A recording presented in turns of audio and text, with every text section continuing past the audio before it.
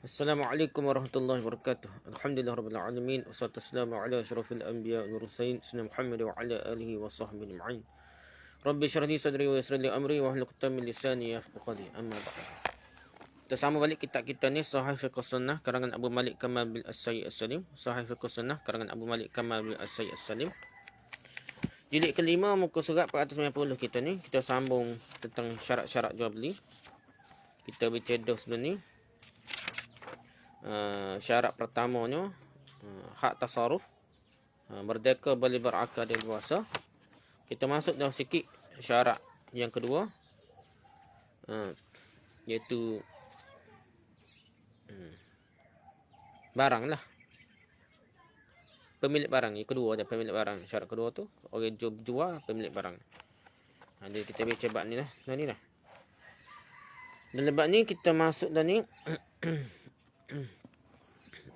jual beli fuduli ni, jual beli fuduli. Rujuk Mawsu'ah Al-Fiqhiyah Bidayatul Mujtahid Hasyah Ibn Abidin Al-Insaf Majmu' Syarh Mazak ni, Fathul Bari Tafsir Al-Qurtubi Ilal Sunan Naul Al-Atar dan Fiqh Islami wa Adillatuh. Rujuk kita ni lah, kita rujuk ke dalam bab ni lah. Dia pun rujuk situ juga syekhnya. Okey, jadi jual beli fuduli dah. Menurut bahasa fuduli bererti orang yang sibuk dengan sesuatu yang bukan urusannya.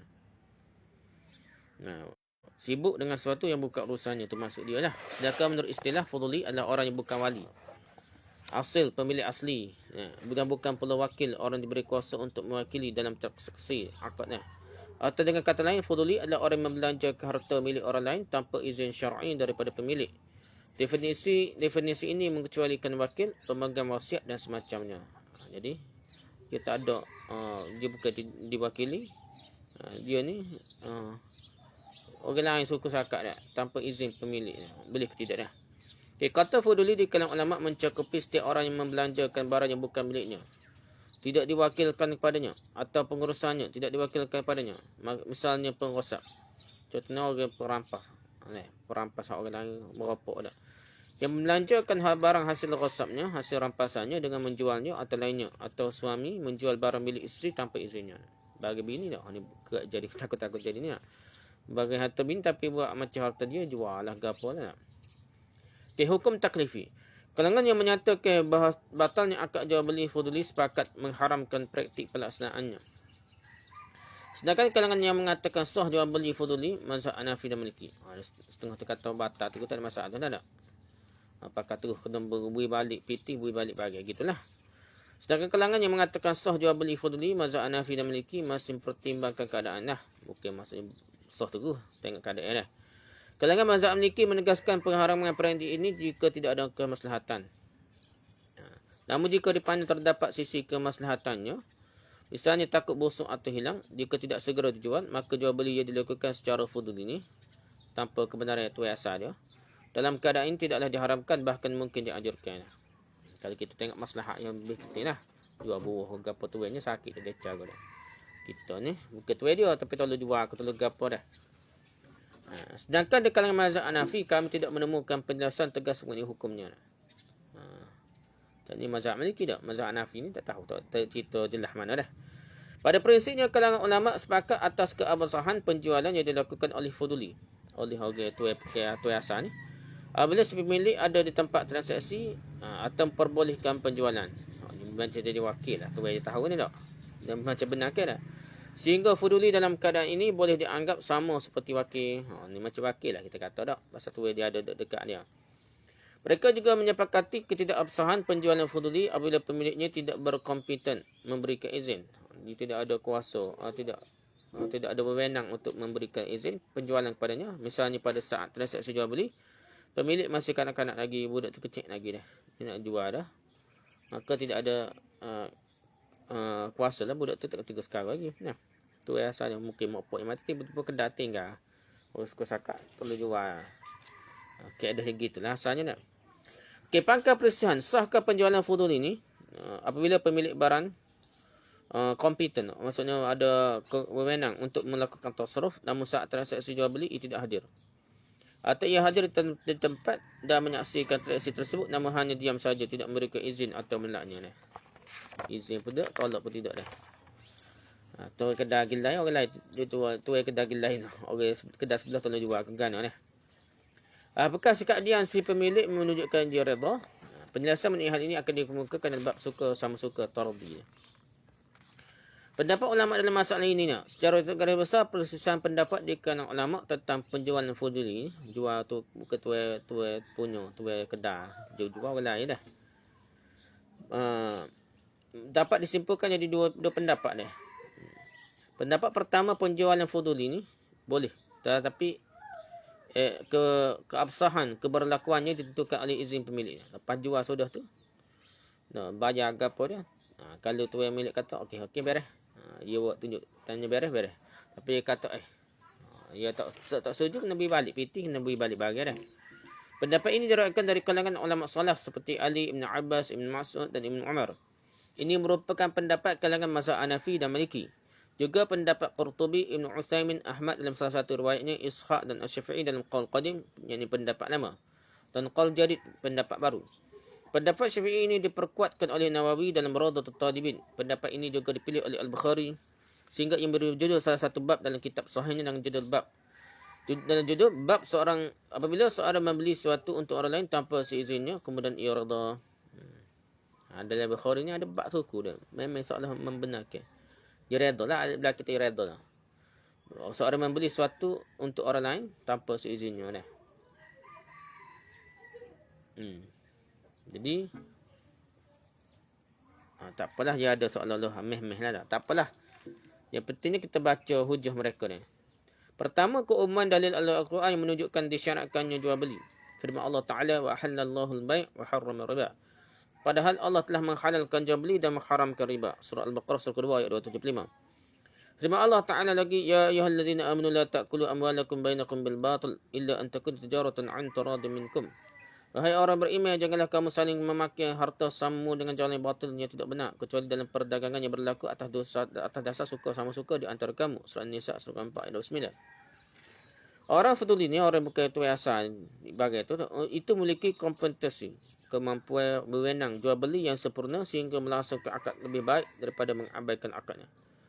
Mudah kita kata, orang kedai sebelah tolong jual, tu kedai ni dibegok gapo dah.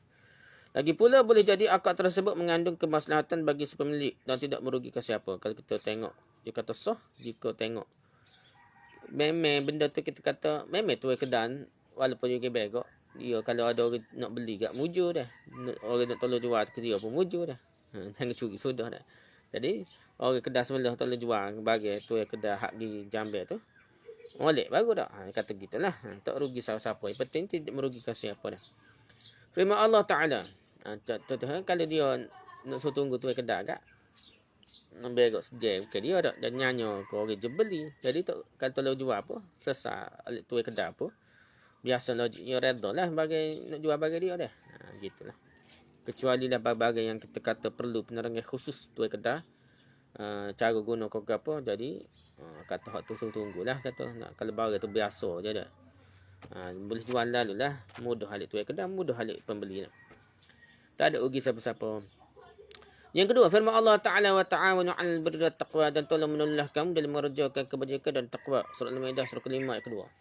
Fuduli ini mengandungi unsur tolong menolong sama saudara muslim. Macam saya kata ni lah, tu kedai sebenarnya gilai, ada masalah ke apa, tolong jual dah. Jadi benda ni kalau tolong menolong ni tidak ada unsur tok puas hati, unsur khianat tak ada. Jadi molek bagus dah. Walaupun tidak dapat takdan ayat wakil dah. Orang doa dah. Yang ketiga, hadis riwayat Urwah bin Abi Ja'd Al-Bariqi bahwasanya Nabi sallallahu alaihi wasallam memberinya wang 1 dinar untuk membeli seekor domba. Nabi beri 1 dinar pada Urwah ni. Namun ia membeli 2 ekor domba dan menjualnya seekor dengan harga 1 dinar. Duit 1 dinar tu Nabi suruh beli seekor kambing ni. Domba ni. Kambing arak tak besar dah, domba dah. Dia jual, dia beli ni boleh jual 2 ekor dah. Dan dia jual 1 dinar, seekor lagi. Nah. Lepas tu seekor tu dia semua diserahkan wang 1 dinar dan seekor domba pesanan beliau dah. Jadi dia nak suruh ke Nabi 1 dinar dan seekor.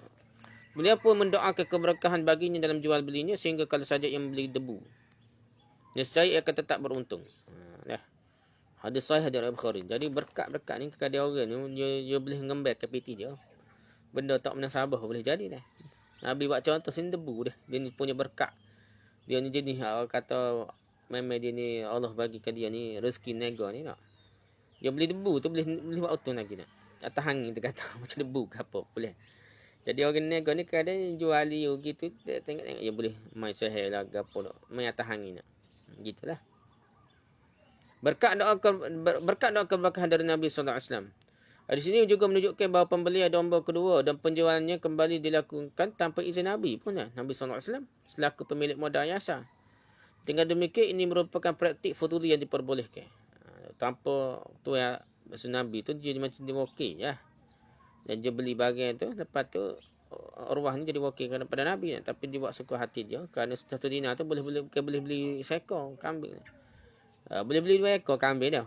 Domba dah. 2 ekor kambing dah. Kibas pun.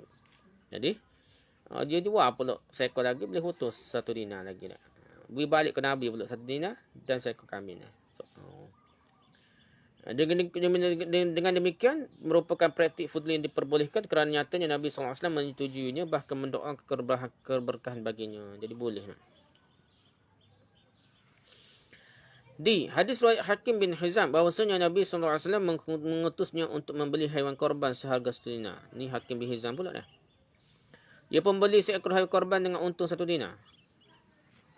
Caranya dengan menjual lagi 2 kali lipat.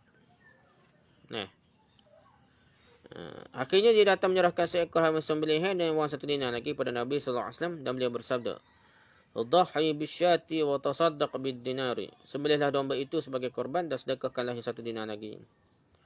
Hadis dhaif hadis Abu Daud dan Tirmizi. Tapi hadis ni kita tengok lebih kurang dengan hadis Urwah dah. Hadis Hakim bin Hizam ni lebih kurang dengan hadis Urwah, tapi hadis dhaif. Allah alam lah. Setengah ulama itu lah ni kata peristiwa sebenarnya pada Urwah. Wallah alam. Ada setengah ulama dia kata peristiwa berlain ni. Gitulah kita ulama bahas dah. Di sini Rasulullah SAW memperbolehkan penjualan tersebut seandainya penjualan itu batal dan tidak sah. Pastilah beliau menolaknya dan mencelanya atau tidak membenarkan orang yang melakukannya kalau tak sah. Kata tak apa kebenaran tu asal dia. Duit ni bukan sedap-sedap main. Dia wakil kan. Ikut tu dia lah. Tapi dia buat ikut suka dia yang mana kita tengok ada apa maslahat dan kelebihan kepada tu dia. Bukan benda yang logiknya tu dia reda lah. Benda ni bagi lebih utuh nak daripada hak asal dia. Jadi Nabi pun doa berkah. Maksudnya molek dah benda tu dah. Yang kelima dah. Hadis riwayat Ibn Umar tentang 3 orang yang terjebak dalam gua. Nabi SAW bercipta, qala as-salisu Allahumma sta'jartu ujara'a fa'ataituhum. Orang ketiga bertanya, ya Allah, hamba pernah mengupah berapa orang upahan, maka aku pemberikannya semuanya kepada mereka.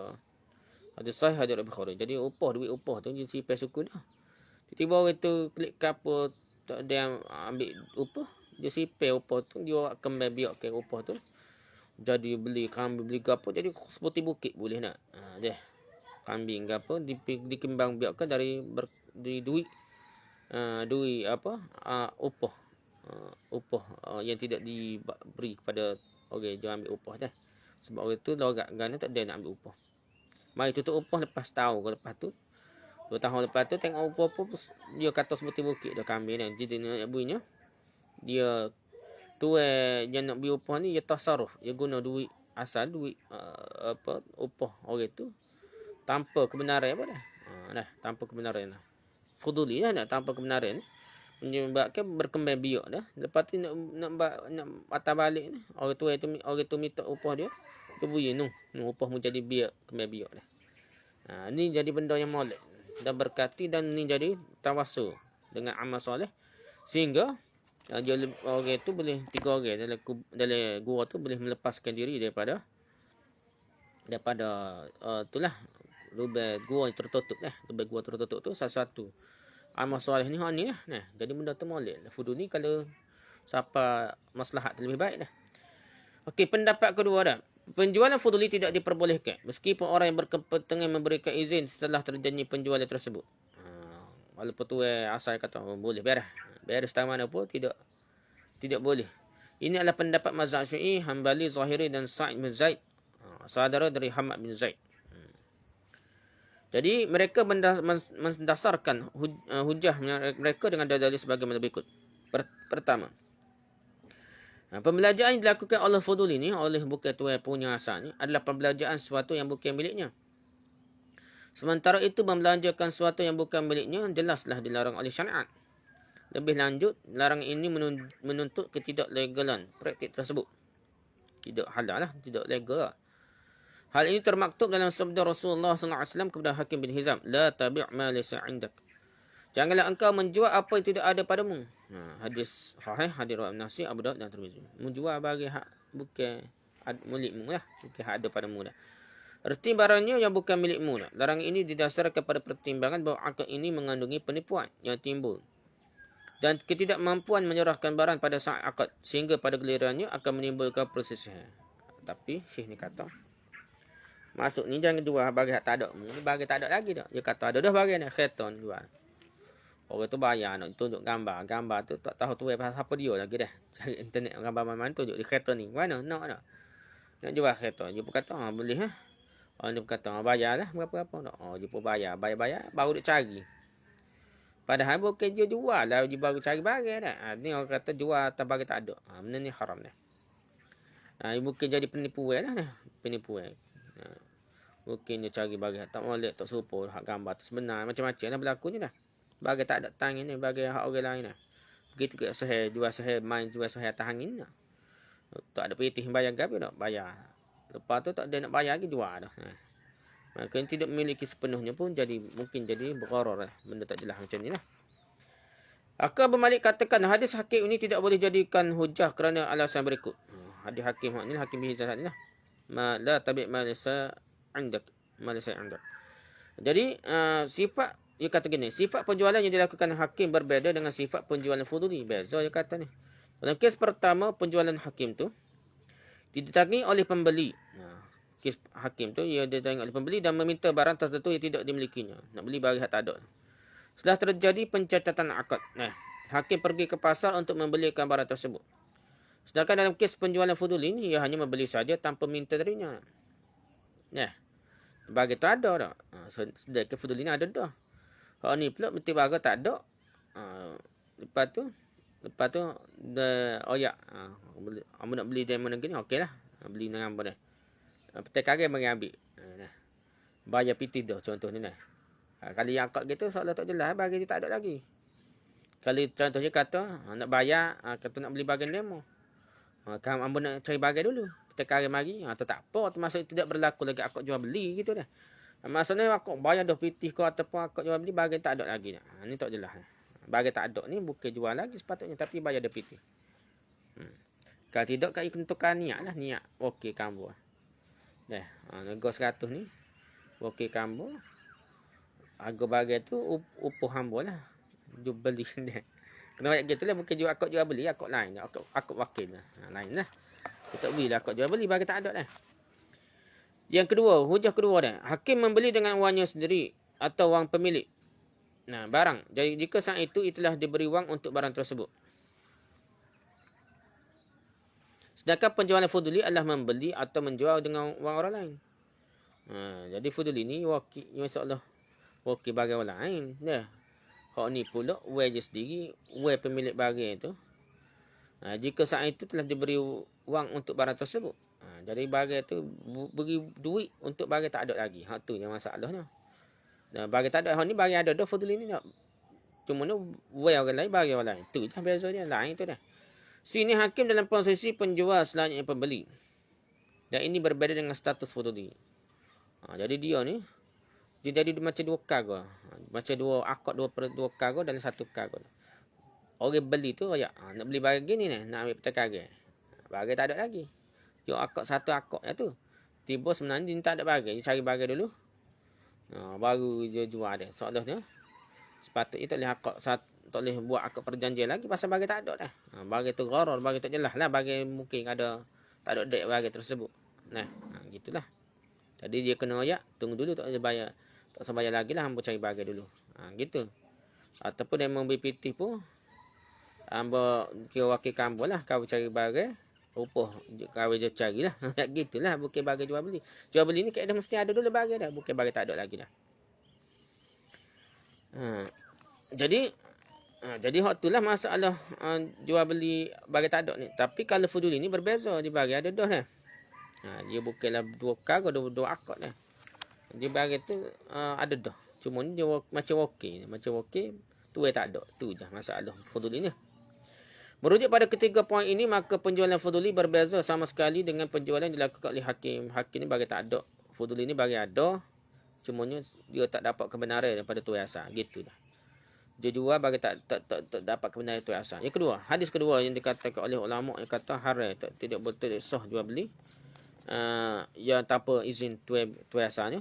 Hadis Ammar bin Syu'bah dari ayahnya dari datuknya, Nabi sallallahu alaihi wasallam bersabda, la talaqa illa fima tamliku wa la 'itqa illa fima tamliku wa la bai'a illa fima tamliku. Tidak ada talak kecuali pada apa yang kamu miliki. Tidak ada pemerdekaan budak kecuali pada apa yang kamu miliki, dan tidak ada jual beli kecuali pada apa yang kamu miliki. Hadis An-Nasai, At-Tirmizi dan Abu Daud. Dia itu je milik lah. Nak bebas hamba gana, hamba orang lain, hamba dia baru boleh bebas dah. Nak cerai bini orang lain gana, bukan bini dia dah. Gitulah dah. Nak beli gana bagi bukan bagi dia dah. Nak jual rumah tu Padahal tu rumah tu tak ada satu tuai dia lagi dah. Bukan dia tuai dia, orang lain tuai dia. Bagi ni takut nipu dah dah. Juga firman Allah Ta'ala, wala taksibu kullu nafsin illa 'alaiha. Setiap perbuatan dosa seorang dirinya sendiri yang bertanggungjawab. Surah An-An'am surah ke-4. Kita tak boleh tanggung dosa orang lain dah. Kalau tanggung dosa pun, kita tak dosa tuai punya pun. Tuai punya badai pun tetap tanggung dosa diri sendiri dah. Jadi tak boleh tanggung dosa orang lain. Tak usah suruh lah. Kata biar kau hamba tanggung dosa demo. Tak, tuai hak je buat tu tetap tanggung dosa. Terkait dengan hujah pengusun, pemegang pendapat pertama, mereka memberikan tanggapan dan sanggahan.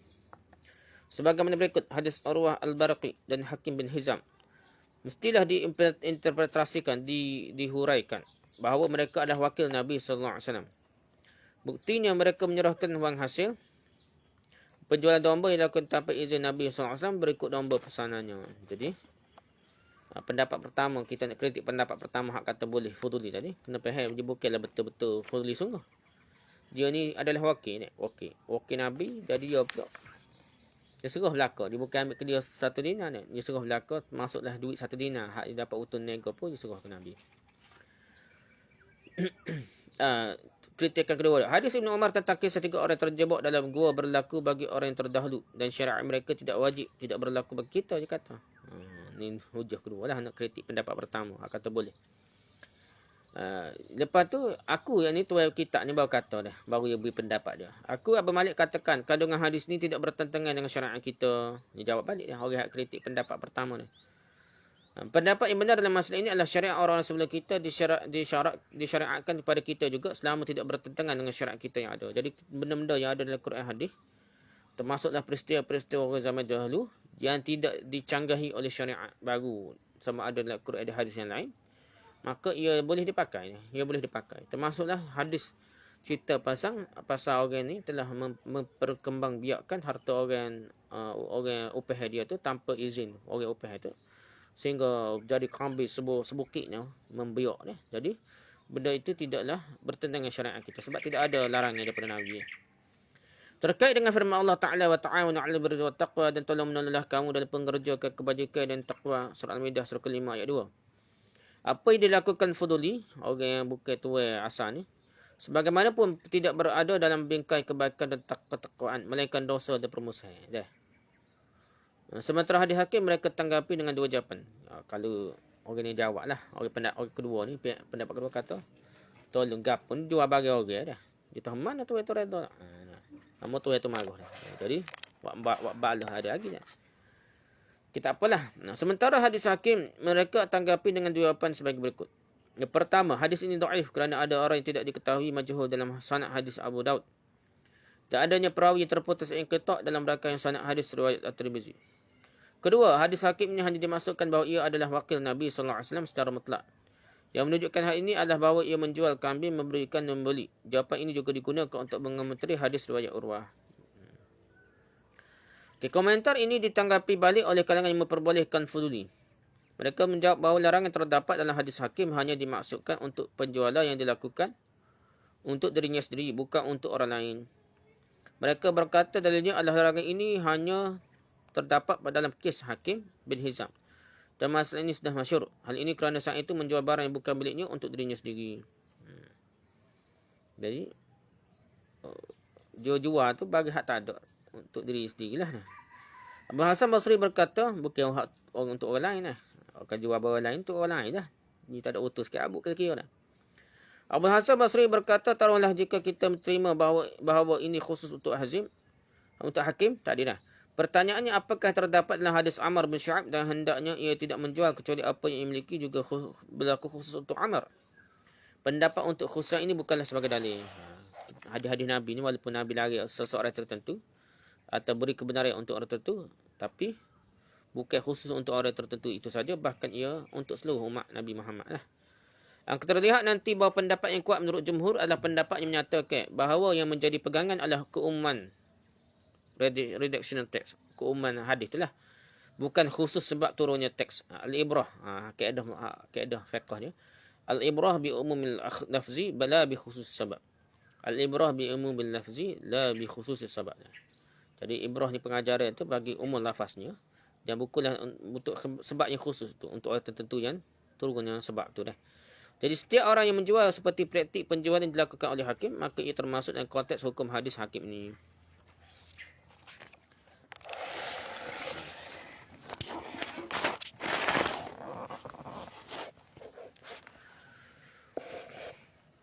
Aku Abu Malik kata ketua kitab ni, kata dah.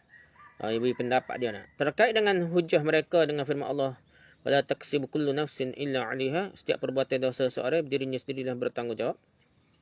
Al-Qurtubi menjelaskan, para ulama mengatakan bahawa yang dimaksudkan ini adalah menanggung pahala dan siksa, menanggung dosa, siksa di akhirat. Bukan hukum duniawi ni. Tanggung-tanggung ni cerita-cerita bab akhirat ni. Bukan hukum duniawi berdasarkan firman Allah Ta'ala dalam ayat yang sama. Wala taziru wazratu wizra ukhra. Dan seorang tidak akan memikul beban dosa orang lain. Surah Al-An'am, surah ke-6 ayat 144 ni. Sebab perselisihan pendapat di antara mereka, Ibn Rushd memaparkan dalam kitab Bidayatul Mujtahid ini, sehulah Ibn Rushd ni ia beri ia ringkas padat lah, iaitu kenapa berbeza pendapat di kalangan ulama, hujah mana, dalil mana yang mereka saling berbeza faham tu, faham lain-lain tu. Nanti di kitab Ibn Rushd. Oleh sebab itu ulama banyak rujuk Ibn Rushd. Ibn Rushd memaparkan sebab perbezaan pendapat ini merujuk pada masalah yang sudah masyhur. Apakah ketika ada larangan atas satu sebab, larangan ini dikenakan pada sebab ini saja ataukah bersifat umum dan meluas pada sebab-sebab lainnya? Jumhur ulama berpendapat bahawa apabila lafaz am umum berkenaan dengan sebab yang khusus, maka ia dibawa kepada keumumannya sampai ada dalil yang menunjukkan bahawa sebabnya dibatasi. Setiap ayat turun sebagai jawapan dari pertanyaan atau penjelasan suatu kejadian. Demikian halnya dengan hadis Nabi SAW, hingga sebab diberlakukannya hukum tidak mempengaruhi apapun yang terkandung dan oleh lafaz umum tersebut. Misalnya turunnya ayat-ayat li'an tentang kes Uwaimir al-Ajlani dan Hilal bin Umayyah. Dua orang dah. Suhu ni dua orang ni li'an lah. Uwaimir al-Ajlani dan Hilal bin Umayyah, hukum tertalian ini berlaku umum untuk semua umat Nabi Muhammad SAW berdasarkan hukum asal ini. Rujuk Taisirul Ilm min Usul Fiqh, halaman 279. Oleh kerana itu, hadis tentang larangan menjual barang yang bukan miliknya bersifat umum. Dengan demikian, ia tetap mencakupi penjualan fuduli maupun lain-lainnya. Pendapat yang kuat mengenai status hukum jual beli fuduli ini bukan tuai milik harta tu. Dua. Rujuk Mawsu'ah Al-Kuwaitiyah, Bidayatul Mujtahid dan Syarah Al-Mumti' dan Insafnya. Jika tegak pada setelah memukakan dalil kedua-dua kelompok di atas antara yang membolehkan dan yang tidak membolehkan, semakin jelaslah bagi kita bahawa penjualan fuduli itu jualan apa bukan tuai asal, tuai milik bagai tu, bukan tuai kedai asal, tuai tu orang lain boleh jual, hanya saja itu boleh saja dah, hanya saja efektivitas, maksudnya keberlakuan ditentukan oleh izin pemiliknya. Lepas jual-jual tu, tuai kata tarik balik. Dia kena cari orang beli tadi. Ambil balik barang tu, kena suruh duit balik dah.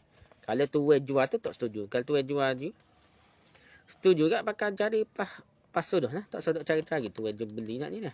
Tu dia. Okey, pembelian fuduli ni. Pembelian wakil. Bukan tuai. Apa? Kita tengok ni. Para ulama berbeza pendapat mengenai pembelian fuduli. Tadi jual fuduli dah. Dia maksudnya tu jual barang bukan milik milik tuai dia dah. Tuai sebenar. Orang lain dia jual dah. Tuai kedai gelai gi berok gapo contoh saat ni lah. Nah. Oh ni pembelian fuduli pula dah. Dia kata ada 3 pendapat. Pertama, pembelian fuduli sah jika pemiliknya redha. Jika tidak redha maka transaksi tersebut pun tidak sah. Demikianlah pendapat Imam Malik. Pendapat kedua, pembelian fuduli tidak sah secara mutlak. Serasa serupa lah pembelian fuduli saat ni lah. Jual barang. Orang jual tu panggil jual penjual fuduli. Pembeli fuduli ni beli barang tu bukan tu asal dia dah. Beli daripada orang. Kalau wakil tu tak apalah. Dia serah dah. Dia tak tahu dia wakil ke tidak dah. Ni pembelian fuduli ni. Saat ni kalau pemilik tu kedai tu redha, tak ada masalah lah. Pendapat Malik. Pendapat kedua, pembelian fuduli tidak sah secara mutlak. Ini adalah pendapat Imam Syafi'i dan Abu Hanifah. Tak sah ni. Dia beli tu. Kena tahu kena tu tak redha. Dia kena atas balik lah dah. Tak sah. Pendapat ketiga, pembelian ataupun dia tahu dia tak boleh beli. Dia tahu ni bukan tu kedai ni orang lain telah jual. Dia tak dia tak boleh jual, tak boleh beli barang tu kalau dia tahu dah. Ikut pendapat ni lah Syafi'i dan Abu Hanifah. Pendapat ketiga, pembelian fuduli tidak sah kecuali bila ia membeli dalam tanggungan dan berniat membelikannya untuk orang lain yang tidak disebutkan namanya. Baik wajib ia bayarkan berasal dari orang lain atau tidak. Inilah pendapat ulama mazhab Hambali. Pelik ni lah. Beli dari tanggungan, dia beli untuk orang lain pula. Ini mazhab Hambali dah. Aku yang ni Abu Malik katakan masalah ini keluar dari konteks penjualan fuduli kerana tidak menunjukkan pembelanjaan barang milik orang lain. Inilah kesimpulan pendapat para ulama. Jadi kata tak usah bincang lah. Syekh kata dia bagai tu. Kalau masalah pun penjualan fuduli dah. Bukan masalah kerja beli. Orang beli ni. Jauh lah sikit. Bagi tak tahu dah. Kalau dia tak tahu tu kedai tu siapa dia buat dah. Gitu dah. Inilah kesimpulan pendapat para ulama secara keseluruhannya. Nampak jelas bahawa tidak ada perbezaan antara penjualan dan pembelian fuduli itu kerana kedua-duanya sama. Dan bila salah satu dari keduanya diucapkan, maka yang dimaksudkan adalah kedua-duanya. Tak sedap bincang. Bincang ni jual fuduli saja. Pembeli fuduli ni ikut tu lah. Kalau kita terima pendapat boleh. Kalau tuai dia redha, tak rasa masalah dah. Tak sedap usul lah. Tak wajib usul kita kata dah. Kalau tuai asal dia tak redha, maka kalau tuai kedai tu cari, kena beri balik lah barang tu. Gitu je kaedah dia lah. Okay, syarat ketiga. Kita bincang syarat kedua. Ya. Maksudnya tuai je jual. Syarat ketiga ni, suka sama suka antara keduanya penjual dan pembeli. Dengan demikian penjual yang dipaksa tanpa hak alasan yang boleh dibenarkan tidak sah. Okey, syarat ketiga ni suka sama suka. Syarat pertama pembeli, syarat kedua penjual dah. Penjual sana lah timbul jual fuduli ke apa ni. Syarat ketiga ni ialah suka sama suka dah. Redha sama redha. Jadi boleh rujuk fiqh Islami wa adillatuh mulakhas al-fiqhi. Kitab-kitab lah. Okay, ini adalah pendapat kalangan mazhab Maliki, Syafi'i dan Hambali. Jadi kena suka sama suka dah. Kata ada suka sama suka tidak sah dah. Ini pendapat Maliki, Syafi'i dan Hambali. Allah Ta'ala berfirman, maksudnya ya ayyuhalladzina amanu a'udzubillahi minasyaitonir rajim ya ayyuhalladzina amanu la ta'kulu amwalakum bainakum bil batil illa an takuna tijaratan 'an taradin minkum. Wahai orang yang beriman, janganlah kamu saling memakai harta samu dengan jalan batil yang tidak benar, yang tidak betul.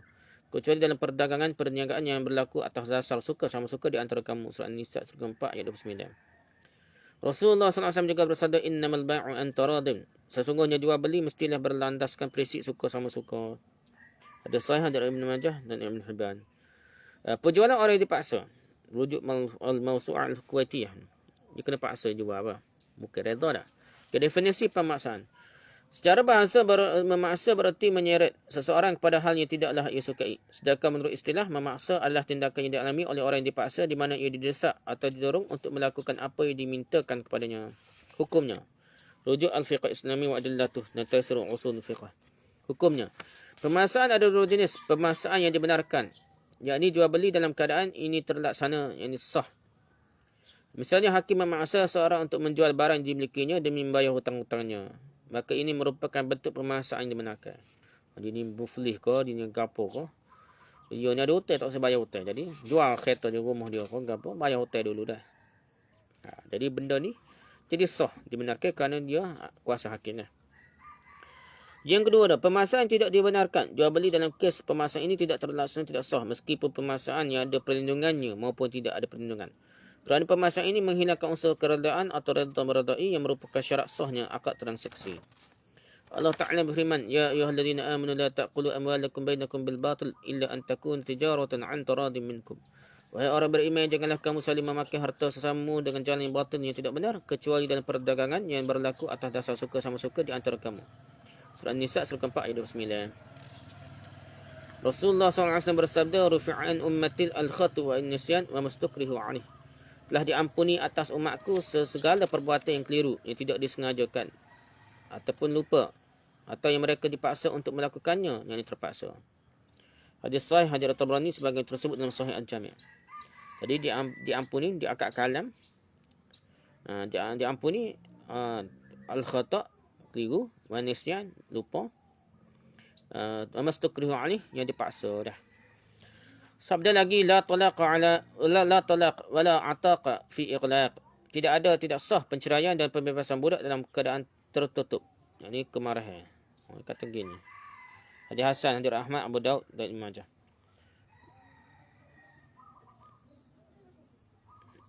Ini kata gitu. Hadis ni lah.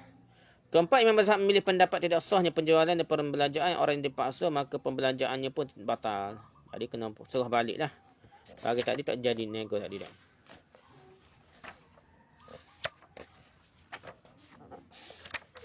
Anjay, kita nak ikut. Apalah, lagi dah. Penjualan orang yang terpaksa darurat. Definisinya. Definisi. Rujuk ila sunan al-fiqh Islami wa adillatuh dan al-insahlah. Makna orang yang terpaksa di sini adalah orang yang terdasar untuk menjual barang miliknya dan dibeli dengan harga yang tidak semestinya. Ini di bawah standard pasaran. Kita terdasar untuk jual barang miliknya. Demikian juga dengan pembeliannya lah. Ginilah hukumnya. Di sini ada 3 pendapat. Jual belinya rosak gugur. Ini adalah pendapat kalangan mazhab Hanafi. Mereka berhujah dengan hadis yang diriwayatkan dari Ali bahawa Nabi SAW melarang penjualan yang dilakukan oleh orang-orang terpaksa. Jual tu siapa rugi kan, terpaksa jual. Hadis dhaif hadis Abu Daud. Penjualannya sah namun pembeliannya makruh. Ini adalah pendapat yang sahih di kalangan mazhab Hanbali. Pendapat ketiga, penjualan diperbolehkan kerana alasan darurat. Ini adalah pendapat sebagian ulama. Di antaranya Al-Khattabi yang mengatakan akad penjualan yang disertai darurat seperti ini hukumnya boleh dan tidaklah rosak. Hanya sahaja dalam hak agama dan manusia hendaknya tidak jual dengan cara seperti ini dan tidak boleh makan dengan wangnya ini. Malaikah hendaknya saling tolong-menolonglah dan meminjamilah dan diberi penundaan sampai ia diberi kemudahan hingga hal tersebut merupakan pengumuman rasmi baginya. Jadi jual beli tu dengan barang tak logik murah dok dia. Sebab orang tu terpaksa sangat dah. Di bawah standard pasar sehingga memang rugi orang jual tu, tapi dia terpaksa jual juga. Orang je beli pun ambil kesempatan dia. Ni ada bahan ni, bukan boleh belaka ada ulama kata tidak sah ni. Jadi tapi ada dua lagi pendapat kata sah, tapi ada sah makruh, sah kata sah tapi tak molek juga lah. Ibn Hazm termasuk ulama yang menyatakan bahawa penjualan orang yang terpaksa adalah sah. Ia berhujah sebagaimana berikut. Setiap orang yang membeli pakaian dan makanan untuk memenuhi keperluan sandang dan pangan dirinya sendiri serta keluarganya, terpaksalah makan minum dah. Hal ini menjadi kepastian yang mesti dilakukannya. Jika pembelian orang ini batal, nescaya pembelian setiap orang yang tidak mendapatkan makanan di kampungnya adalah batal. Ini jelas sangat keliru. Ya. Nabi SAW biasa membeli berapa sok gandum untuk makanan keluarga beliau. Dan ketika beliau wafat, baju besi beliau masih menjadi jaminan atas pembelian gandum tersebut. Hadis sahih hadis Bukhari. Dengan demikian penjualan orang yang terpaksa tetap sah. Begitu juga pembeliannya sah. Penjualan hujah kedua dah. Penjualan ini adalah penjualan yang berlandaskan asas suka sama suka juga. Dan tidak ada seorang pun memaksanya. Cuma dia sendiri je terpaksa. Tak ada orang je beli paksa juga. Hal ini sah berdasarkan nas Al-Quran dan sebagainya. Okay, pendapat yang kuat. Syekh ni tuan kitab ni baru pilih. Saya katakan jika memang faktor pendorongnya adalah keperluannya bukan pemaksaan, maka ini menunjukkan bahawa penjualannya sah kerana tercapainya unsur suka sama suka. Jadi sah lah. Kita ambil pendapat sah lah.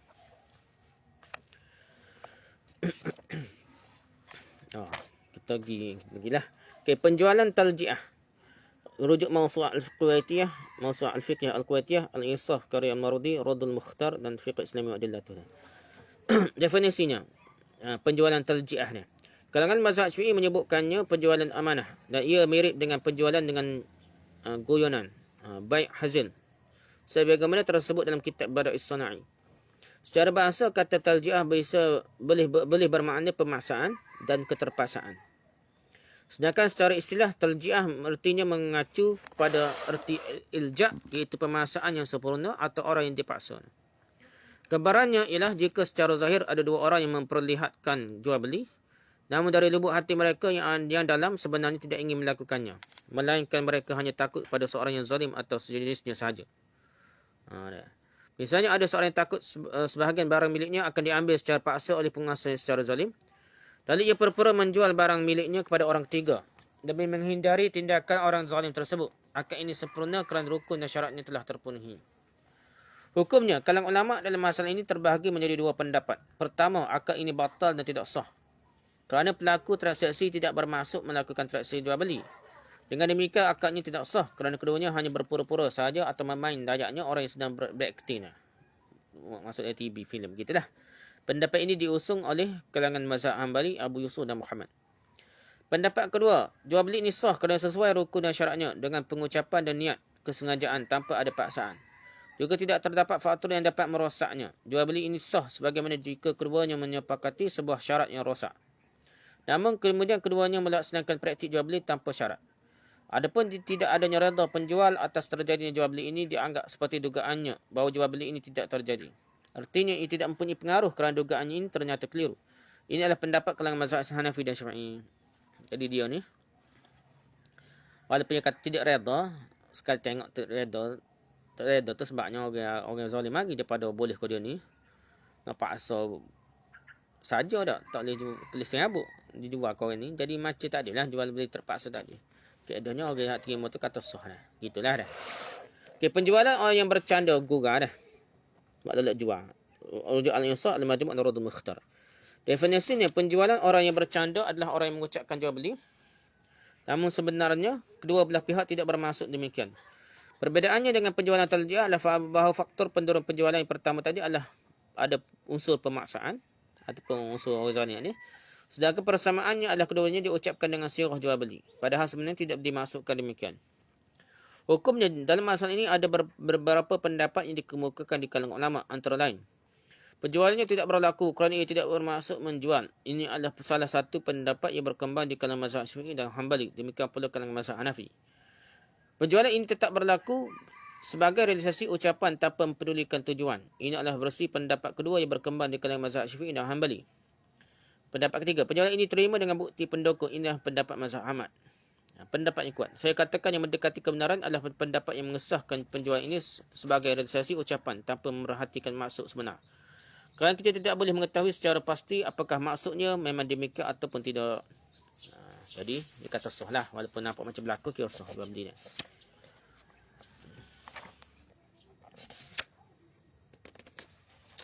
Sekat tu sajalah perbincangan kita. Kita sudahi dengan surat subhanakallahumma hamdika subhanakallahumma hamdika subhanakallahumma hamdika asyhadu an la ilaha illa anta astaghfiruka wa atubu ilaik. Assalamualaikum warahmatullahi wabarakatuh.